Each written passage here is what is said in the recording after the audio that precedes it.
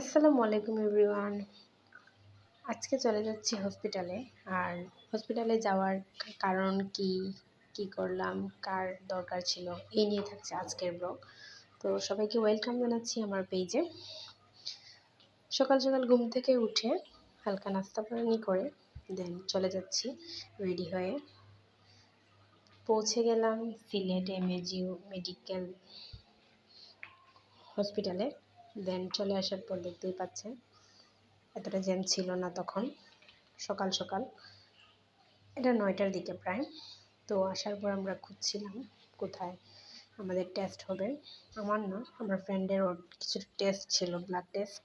তো এর জন্য তো এখানে ব্লাড টেস্ট করার জন্য ওকে ওর কাছ থেকে ব্লাড নিচ্ছে, কিন্তু অনেক উইক ছিল, কারণ সারা রাত ধরে খায়নি, দিনেও খায়নি, এজন্য 3বার রক্ত নিয়েছে। 3বার নেওয়ার পর 3টা টেস্ট করাইছে। মাঝে কী হয়েছে জানেন? সেটা হচ্ছে একবারও মাথা ঘুরে পড়ে গিয়েছিল, সেন্সলেস হয়ে গেছিল। পরে আমি ওকে ধরলাম, কিন্তু ধরে রাখতেই পারছিলাম না।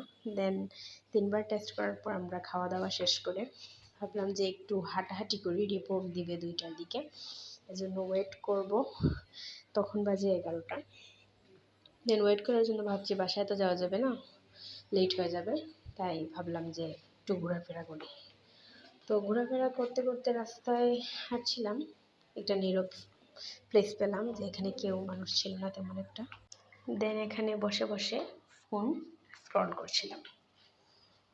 তো দেখতেই পাচ্ছেন জায়গাটা খুবই সুন্দর ছিল।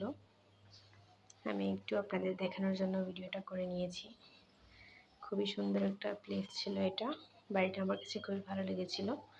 তো আমরা এখানে প্রায় 1.5 ঘন্টা 1 ঘন্টার মতো বসেছিলাম, বসে ওয়েট করছিলাম রিপোর্টের জন্য কখন যাব। দেন আমরা এখান থেকে বেরিয়ে পড়ি। এরপরেই বেরিয়ে পড়ার পর রিপোর্টের জন্য ওসমানীতে চলে যাই।